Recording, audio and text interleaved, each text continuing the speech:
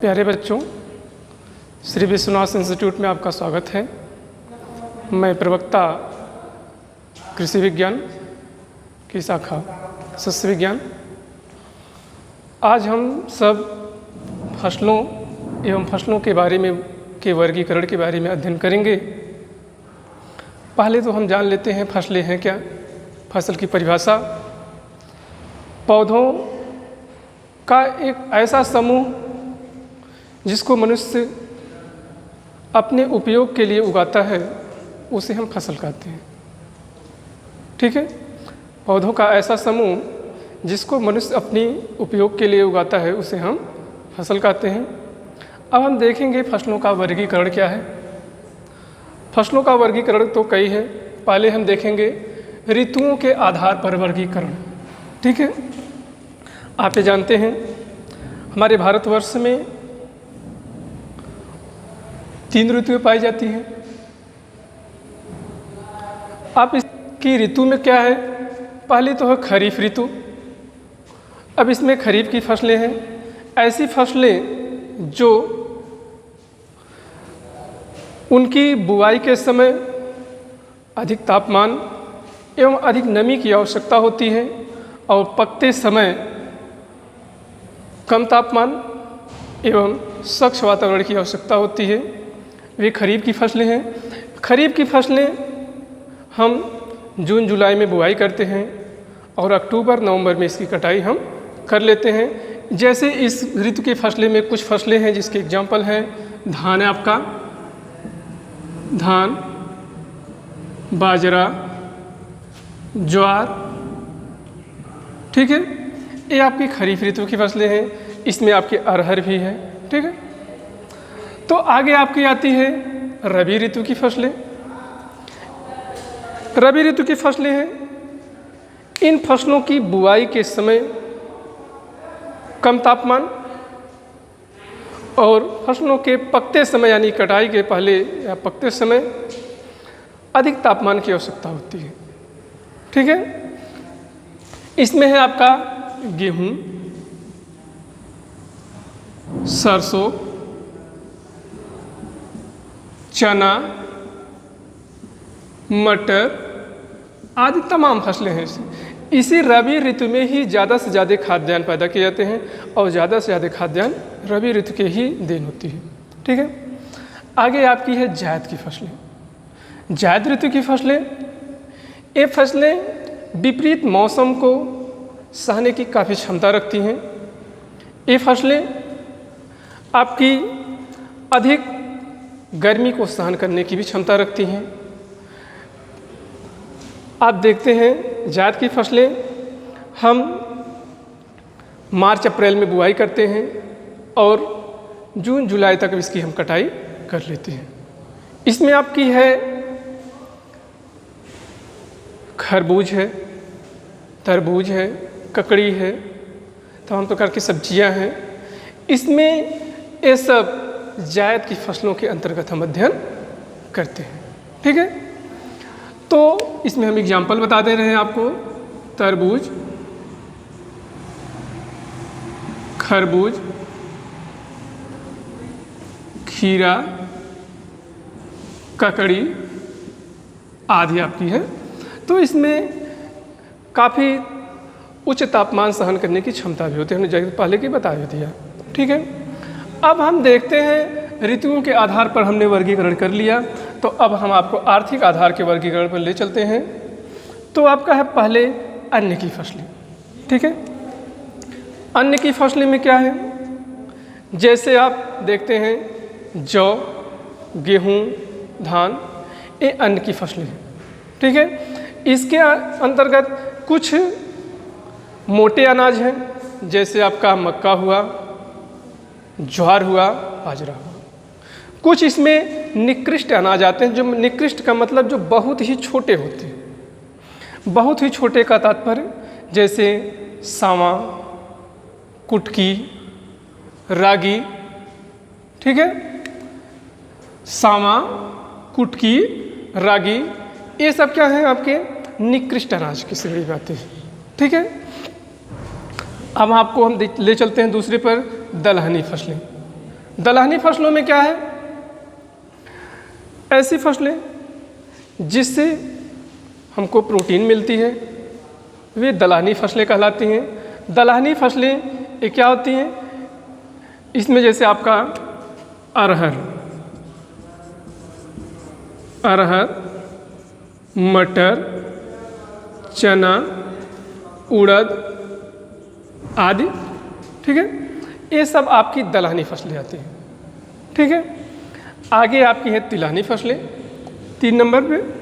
तिलहनी फसलों से हमें तेल प्राप्त होता है।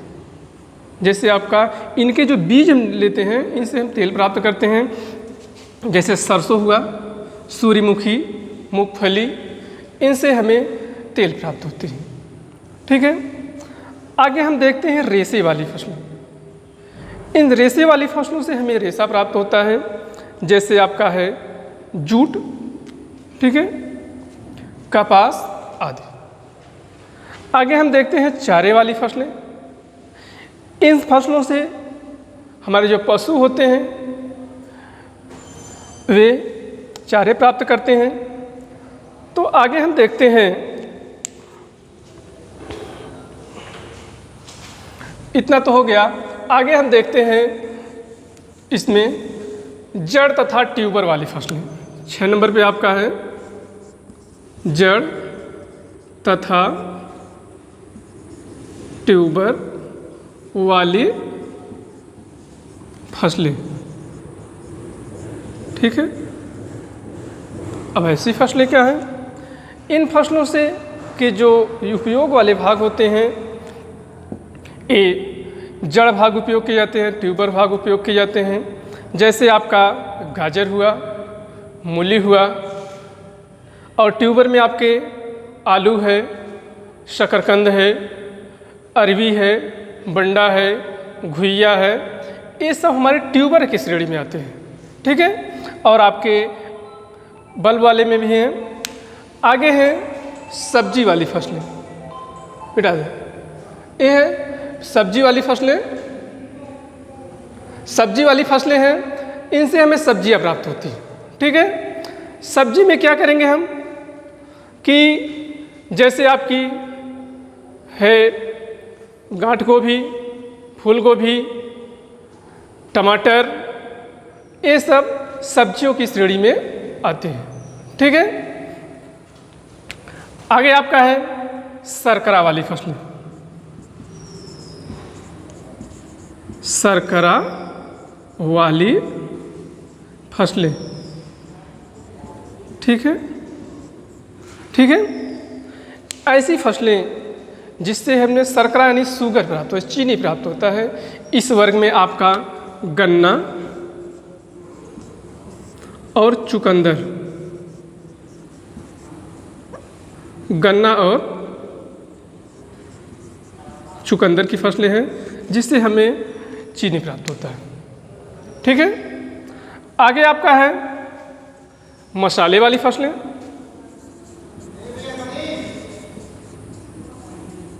मसाले वाली फसलें, मसाले वाली फसलें। तो अब इसमें हम मसाले वाली फसलें देखते हैं। मसाले वाली फसलें में ऐसी जो फसलें हैं जो चटनी, सब्जियां, जिसमें स्वाद प्राप्त करते हैं। ठीक है, ये मसाले वाली फसलें इसके अंतर्गत आते हैं। तो आगे आपका है उद्दीपक फसलें।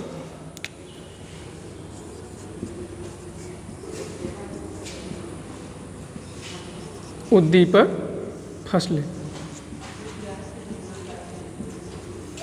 ठीक है, उद्दीपक फसलें ऐसी फसलों को जब हम अपने भोज्य पदार्थ के रूप में लेते हैं तो मस्तिष्क में एक उत्तेजना पैदा होती है, जैसे चाय हुआ, कॉफ़ी हुआ, पोस्त हुआ। ये सब हम उपयोग करने के बाद हमारे अंदर एक एनर्जेटिक आती है, एनर्जी आती है या उद्दीपन आता है ऐसी फसलों का उपयोग करने से। 10वां आपका है आपकी हरी खाद की फसलें।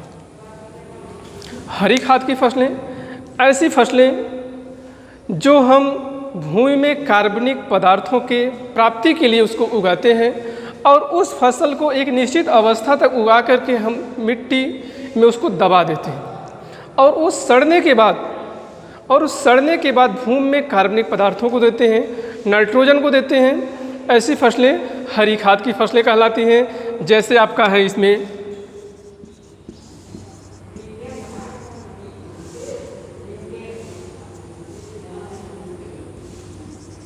हरी खाद की फसलें हैं, जैसे आपका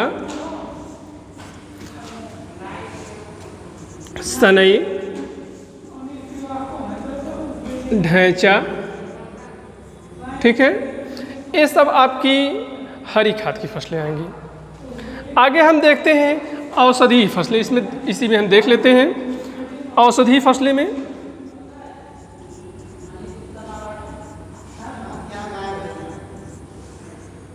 औषधीय फसलें इस प्रकार की जो फसलें होती हैं, इनसे हम दवाइयों के भी रूप में उपयोग कर लेते हैं। जैसे हमारा हुआ अजवाइन हुआ, सौंफ हुआ, तुलसी हुआ। ऐसी फसलें हम अपने घरेलू आयुर्वेद की दृष्टि से या अपने लिए हम क्या करते हैं, दवाइयों को ही प्राप्त कर लेते हैं। ठीक है, तो इतना आपका था कि आप इसमें देखें, आप ऋतुओं के आधार पर, आर्थिक आधार पर वर्गीकरण हमने अब तक हमने आपको आर्थिक आधार पर बताया। तो आज हम आपको अब बताते हैं वानस्पतिक आधार पर वर्गीकरण। ठीक है, वानस्पतिक आधार पर वर्गीकरण, पहला घास कुल जिसे हम ग्रेमनी कुल कहते हैं। इसमें आपके गेहूँ, मक्का, ठीक है, ज्वार, बाजरा। कहने का तात्पर्य है, इसमें जो आप देखेंगे इसके पौधे सीधे वृद्धि करते हैं। इसमें गन्ना भी है, ज्वार है, बाजरा है, धान है, ये सभी चीज़ें आती हैं जो ग्रेमनी फैमिली, जो इसमें आप देखेंगे सीधे वृद्धि करते हैं और बीच बीच में इसकी गांठें पाई जाती हैं। ठीक है, ये ऐसे लक्षण वाले हम दिखाते हैं ग्रेमनी कुल की। ठीक है, यानी घास कुल की। आगे हम देखते हैं मटर कुल की। वे ऐसी फसलें जो दलहनी वाली होती हैं, लिग्यूमिनेसी, प्रोटीन युक्त फसलें होती हैं। तो इसमें है आपकी अरहर, मटर, चना, उड़द आदि। ऐसी फसलें जो होती हैं, इनसे हमें प्रोटीन्स मिलती है। ठीक है, तो हम आगे देखते हैं सरसों कुल यानी क्रूसीफेरी। ऐसी फसलें जिससे जो है, इसमें आप देखेंगे कि सरसों, तारामीरा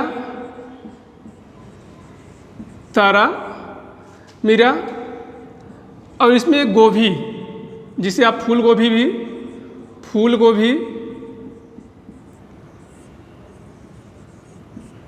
पात गोभी, गांठ गोभी, ये सब फसलें आती हैं सरसों कुल के अंतर्गत। कपास कुल में आप देखेंगे, कपास कुल के लिए है कपास, भिंडी, ये फसलें आपकी जो होती हैं कपास कुल के अंतर्गत आती हैं। अब इसमें आप देखेंगे आलू यानी सोलिनेसी फैमिली का। सोलिनेसी फैमिली में आप देखेंगे आलू में आलू खुद हो गया, मिर्च, ठीक है, और उसके बाद आपका टमाटर, ठीक है। इस तरीके से ये हमारे आलू कुल के अंतर्गत आते हैं, यानी सोलिनेसी कुल के अंतर्गत, सोलिनेसी फैमिली। आगे हम देखते हैं कुकुरबिटेसी कुल। कुकुरबिटेसी का तात्पर्य आपका है, इसमें आते हैं जो जायद की फसलें हैं, ज़्यादातर इसी के अंतर्गत आती हैं। कुकुरबिटेसी के अंतर्गत तरबूज है, खरबूज,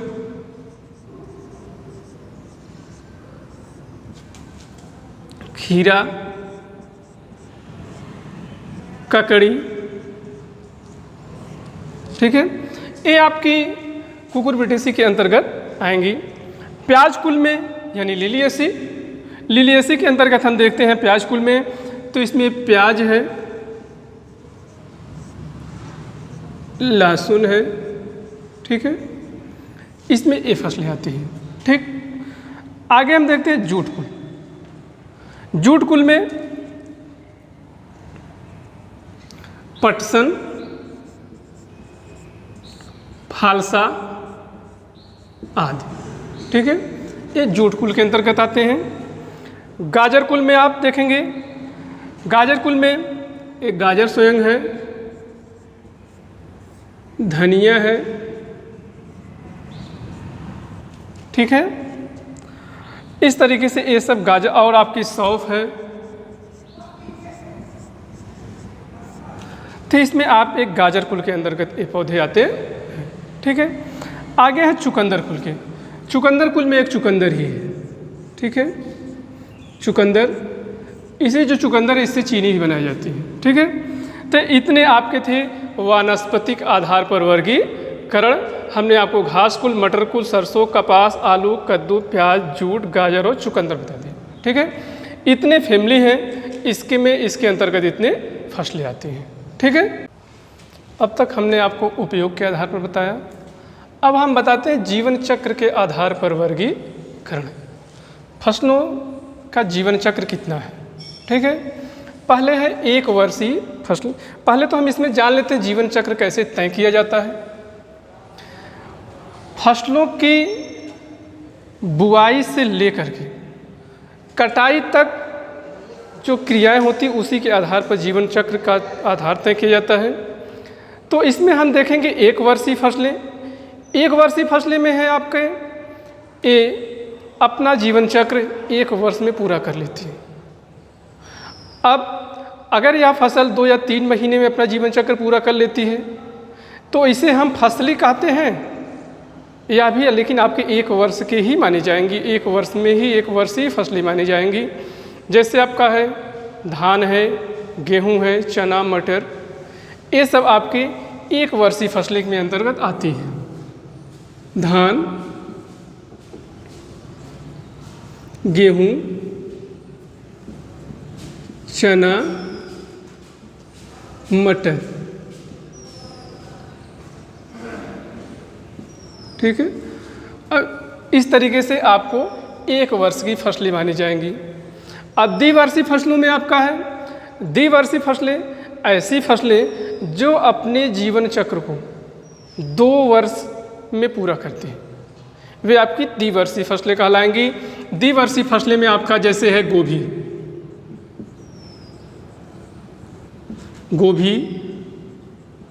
गाजर,